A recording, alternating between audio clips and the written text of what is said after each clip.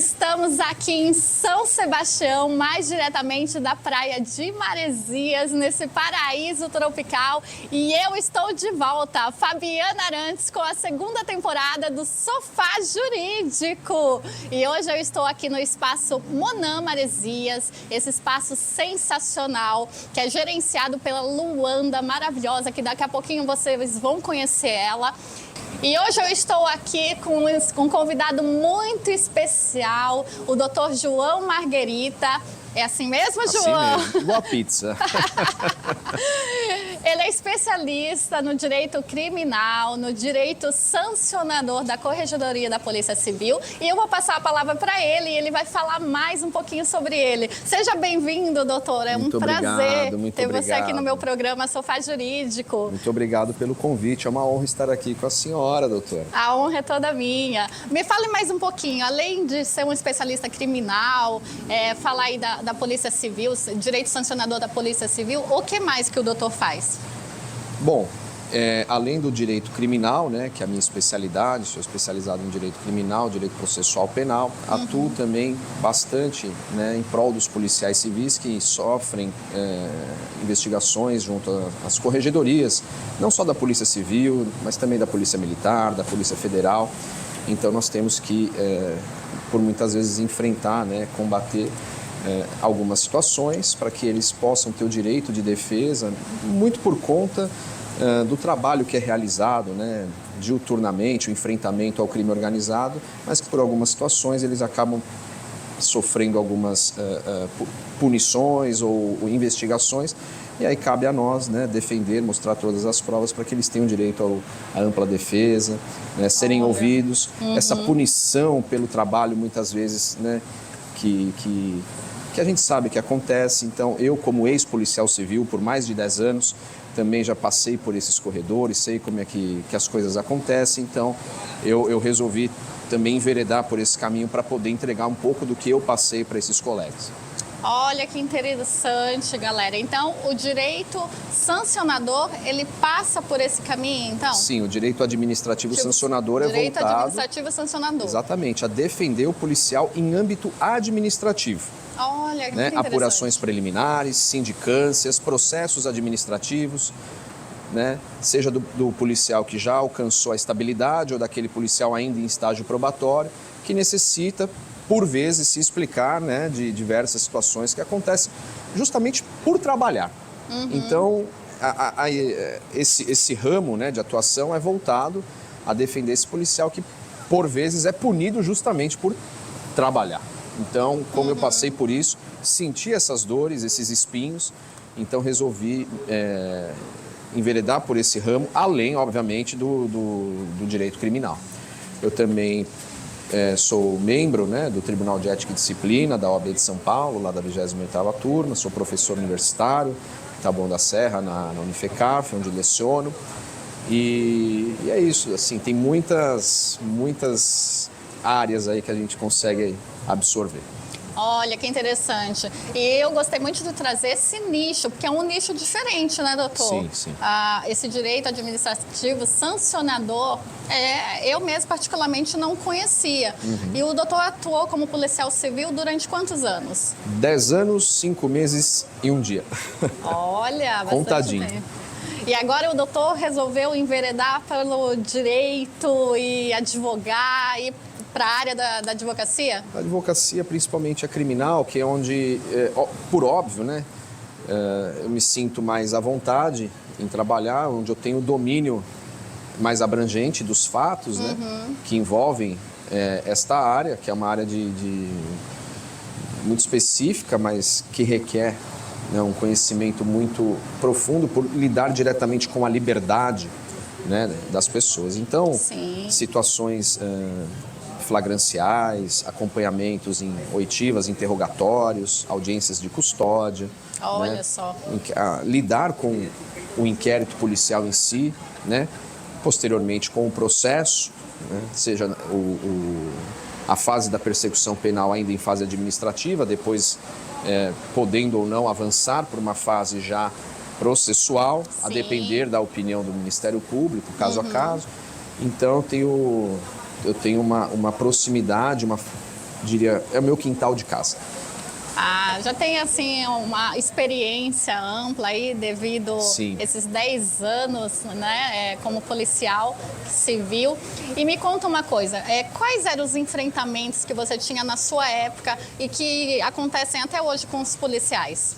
Olha, uma das coisas que mais assola, né, a Polícia Civil, infelizmente, é a falta de estrutura adequada, né, bons salários, salários adequados aos policiais, que tem que fazer muito com muito pouco, né, e aquele julgamento midiático em questões, né, situações que acabam indo para a mídia e são tratadas de uma forma superficial, né, por não terem ali o domínio da informação plena, o policial acaba por muitas vezes sofrendo um julgamento popular antes mesmo de poder se explicar, seja na própria corregedoria Sim. ou em casos mais avançados, né, no próprio processo criminal. Então, esse julgamento popular, o julgamento da população mesmo, do povo, né, digamos assim. Que já não gosta muito Sim. da polícia, a verdade é essa.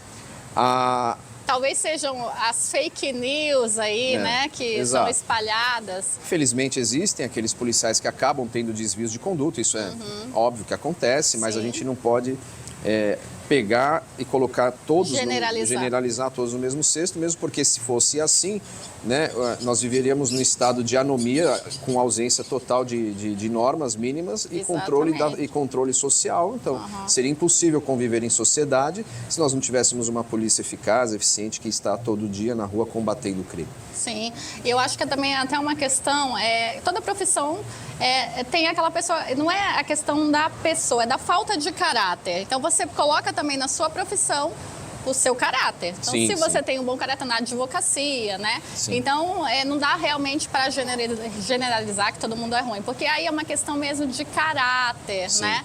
O que acontece em toda a profissão. E a estrutura? Como que está a estrutura para os policiais? É aquilo, entra governo, sai governo, promessas vêm e vão, todos querem deixar a sua marca. Verdade. Né?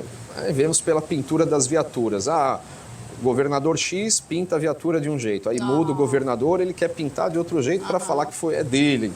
Então, assim, apesar disso, por conta de termos duas polícias no estado, que uma é a polícia militar, outra a polícia civil, com funções distintas, uma polícia ostensiva e uma polícia judiciária investigativa. Obviamente que recursos devem ser direcionados de forma pontual para cada, né, polícia. Mas, em linhas gerais, ainda falta muita estrutura. É uma polícia, seja qual for, militar ou civil, que se vê aparelhada, com falta de equipamentos adequados, principalmente uma segurança jurídica para trabalhar com o coração mais leve, né, sabendo que seria o ideal, o correto, ter um Estado que abrace esse policial, este servidor, para que ele consiga entregar mais à sociedade sem se preocupar com punições nas suas casas censoras, no caso as corregedorias. Sim.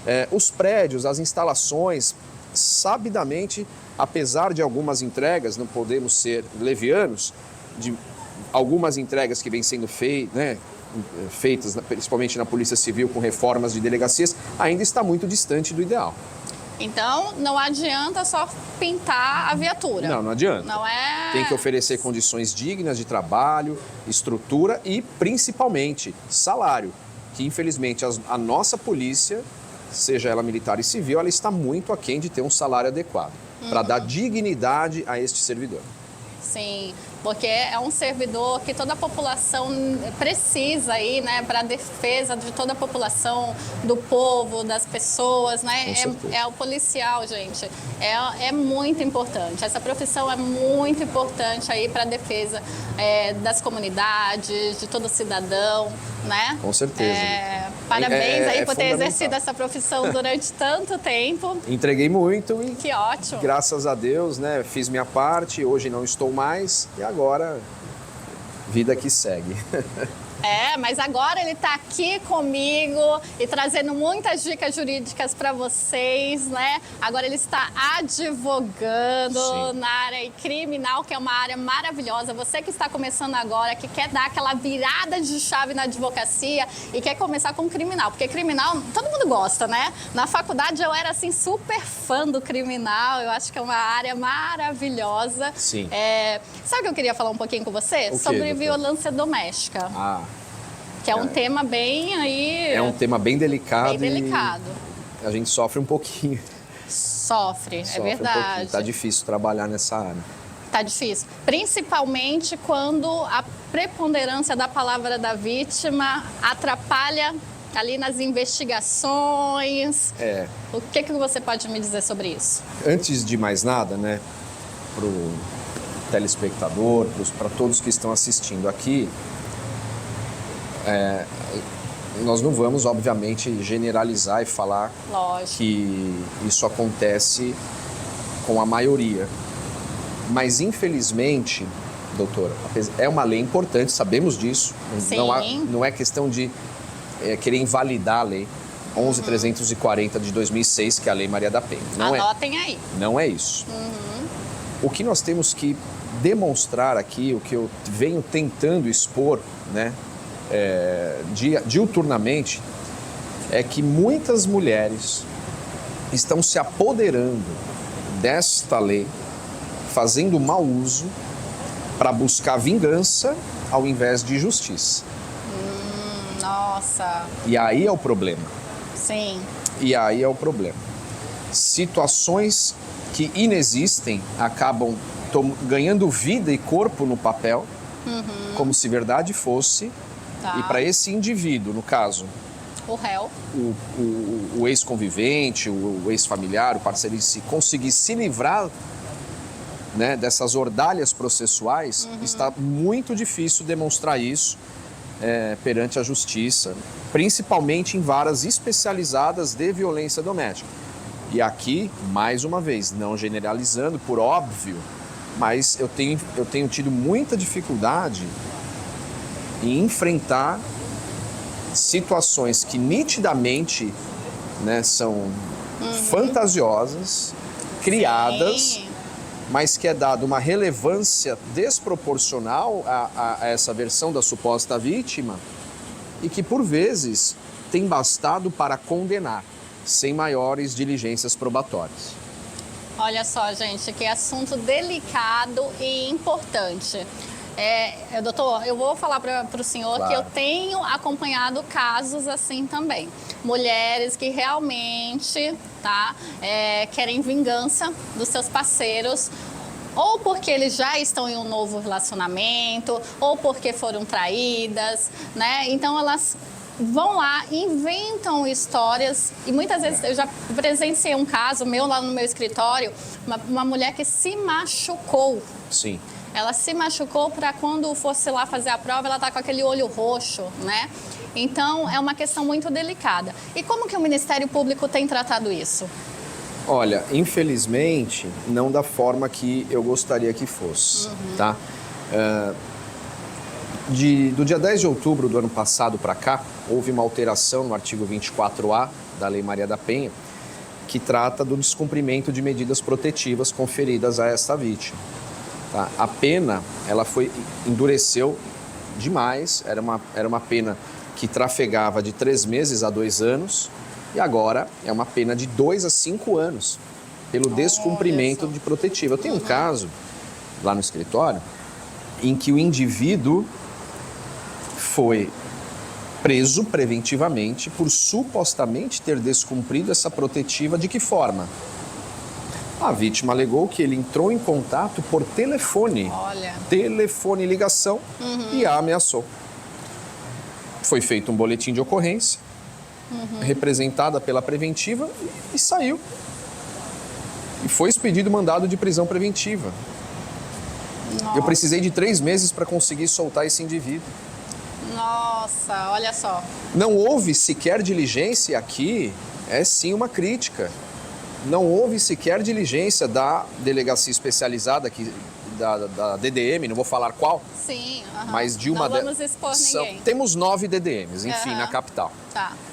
E sequer diligenciou para verificar se houve de fato A ligação. aquela ligação. E a polícia dispõe de inúmeras ferramentas para isso, né? De inúmeras ferramentas, podendo requisitar, sem ordem judicial, os dados cadastrais da linha. Isso o delegado pode requerer, não precisa de autorização judicial. Olha, informação importante. Os dados cadastrais, a operadora passa para a autoridade policial. Beleza. Então ele poderia ter averiguado Poderia. e não averigou. Não averigou. Mas poderia ter, em fase de inquérito, solicitar ao juiz autorização para quebra de sigilo telemático. E aí sim, com autorização judicial, Sim. verificar se de fato houve ligação, quando, que horas, geolocalização, entendeu? Através de antena, enfim, uma série de erros, né? Meios eles têm, mas não fazem. Exato.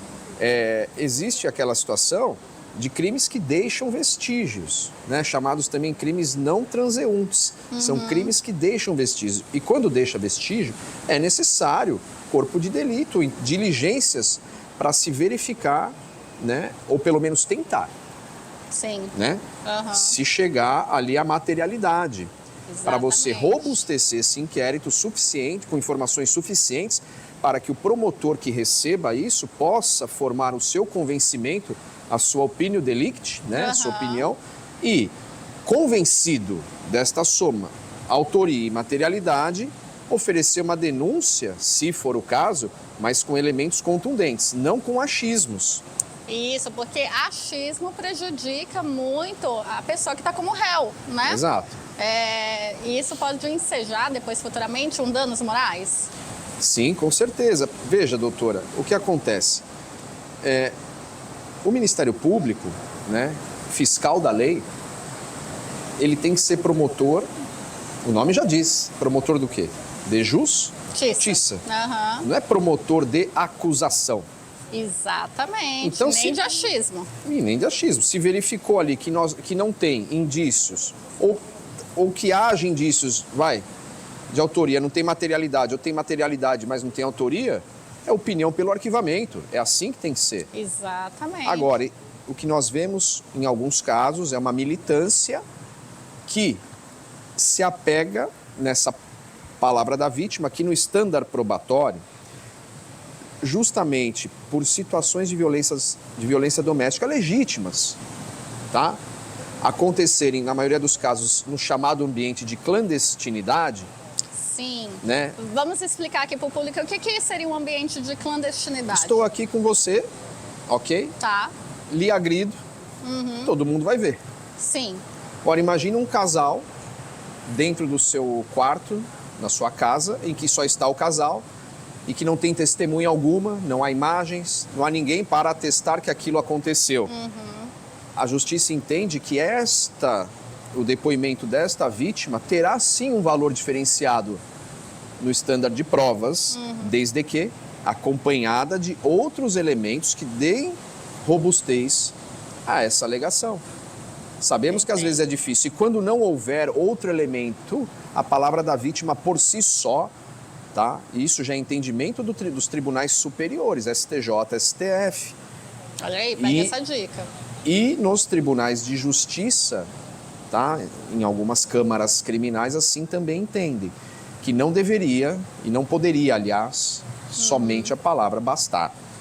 Ela deveria vir robustecida com outros indicativos, elementos probatórios, para daí então ter força suficiente para buscar uma condenação. E se assim for, que condene mesmo. Sim, se for culpado, né? E que o cara seja condenado. Sim. Ninguém está aqui querendo passar a mão na cabeça de agressor, pelo amor de Deus, Exatamente, não é isso. isso. Agora, o que não pode, né, tem uma passagem que é bíblica, lá de Gênesis 39, que fala da história de Potifar, né, que era guardião do faraó, né, da casa do faraó. Olha, que interessante. E tem uma síndrome da criminologia atual chamada síndrome da mulher de Potifar, que vai buscar na Bíblia, em Gênesis 39, essa passagem para dizer o quê? Lá, esta mulher, ela tentou investir, né, contra não, buscar ali algo, uma relação com José, Olha. do Egito. Não conseguiu, não teve uma reciprocidade por parte dele e o acusou falsamente de tê-la assediado, sendo este então levado aos grilhões, preso, sem ter feito nada, por Olha uma só. mulher que se sentiu ali preterida, entendeu? Não teve ali a sua paixão correspondida. Sim, Isso. e é isso, trazendo para os dias atuais, é isso que acontece. É isso que né? acontece. Eu costumo dizer que assim, é mais fácil uma mulher traída perdoar. Mas uma mulher preterida, É vingança. olha aí, gente. Ela não quer, ela quer vingança. E aí ela é capaz, para isso, de usar das ferramentas legais, de forma indiscriminada e criminosa até, para conseguir o seu intento. Né? Essa vingança não é justiça, É vingança. é vingança. Entende? Entendo. E isso é o perigo. E isso tem sido muito prejudicial hoje em dia e que acaba prejudicando as mulheres que de fato necessitam dessa lei para se verem amparadas, né, pela justiça. Exatamente. E deixando aqui, falando para vocês, a justiça não pode ser usada indevidamente, né? Exato. O tempo da justiça também não pode ser usado indevidamente, né? Com certeza. Então, a justiça realmente é para fazer justiça, gente, não é para brincar, né? Não podemos brincar com a justiça aí por motivos pessoais, vingança, qualquer outra coisa, qualquer outro motivo que seja, Sim, né, doutor? Exatamente. Agora, me fala uma coisa, a presunção da inocência, o princípio da presunção da inocência, nesse caso, não funciona. Deveria, mas assim, a gente percebe, eu tenho sofrido muito, eu passei por situações com alguns clientes que mesmo diante de evidência é nós olharmos para trás e sabermos Temos um mar. temos um mar, é evidente. Eu não Sim. preciso provar que aqui atrás de nós tem um mar mar. maravilhoso, certo? Certo. É o que acontece, eu olho para esse vestido, eu sei a cor dele. Eu não posso falar que esse vestido que a doutora está utilizando é amarelo, Sim. certo? Mas mesmo mostrando isso, com evidências cristalinas, né, contundentes, parece que há um silêncio ou uma surdez deliberada em não querer, de fato, achar a verdade. Mas por uma militância, se assim eu posso me expressar, algumas varas, e eu digo as varas mais especializadas, que existem cidades que possuem varas comuns que tratam de crimes diversos. Todos os Mas casos. cidades maiores, como é a capital, por exemplo, de São Paulo, nós temos varas especializadas. Eu não digo todas, mas eu já sofri muita injustiça em algumas varas especializadas de violência doméstica, mostrando por A mais B que aquele fato não aconteceu de forma alguma e não tinha nenhuma prova, nenhuma evidência, e mesmo assim o cliente foi condenado. Olha só, gente. Parece que a gente fala às vezes com o vento. Parece que não tem a atenção necessária Não. que precisaria para esses casos, né? Não. Doutor, o nosso papo assim tá maravilhoso, mas nós já estamos aqui há meia hora batendo Nossa, já deu isso. Já estamos aqui há um bom tempo. Teremos muito assunto, quem sabe para uma próxima edição e continuar Opa. nesse assunto, Voltaremos. né? E quem sabe agora no próximo, lá em São Paulo, né? Na próxima temporada que vai voltar para São Paulo. É um grande prazer tê-lo aqui, Todo meu, doutor. com todas essas dicas, toda essa expertise. Eu desejo muito sucesso agora nessa nova empreitada. Muito obrigado, Aí, agradeço demais. advogando. E eu tenho aqui uma lembrancinha. Opa! Muito É um obrigado. pequeno mimo. Olha só, hein? Espero que goste. Obrigado, vou colocar na minha adega. Muito. Coloque na adega lá. Olha só, um tinto. Muito obrigado. Muito obrigado, doutor. Eu que agradeço mais uma vez a presença, brilhantou muito o nosso programa. E eu quero falar para vocês, quem estiver aqui em Maresias, se hospede na pousada do Billy, tá? O Billy é o nosso amigo maravilhoso, a pousada maravilhosa. Se quiser conhecer a pousada do Billy, tá convidado. Toda a minha equipe está hospedada lá, tá? E também venham conhecer o Monão Maresias, tá? Tem a gerente Luanda, maravilhosa, que vai recepcionar vocês super bem nesse lugar paradisíaco, que eu não preciso nem falar nada. Você gostou do lugar, doutor? Quase nada. Vai dar um mergulho mais tarde? Trouxe uma sunga aí, tá no carro. Olha só! Gente, tá maravilhoso. E mais uma vez eu vou falar pra você, agradecer a minha produção maravilhosa, Iris Esperandio, né? E eu aguardo você pra gente continuar esse bate-papo. Será uma honra. Todas as vezes que a senhora convidar, estarei presente, com certeza. Ai, muito obrigada, muito obrigada. É um prazer. Pessoal, quer dar uma palavra final? O que você quer falar aí pro nosso público?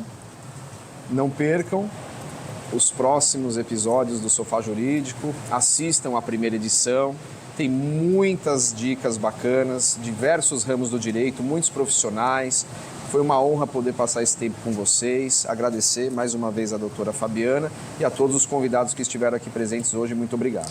Passa para eles as suas redes sociais, como que eles podem entrar em contato? No Instagram é prof, abreviação de professor, prof. João Marguerita. Gostei do nome, Marguerita. Igual a pizza.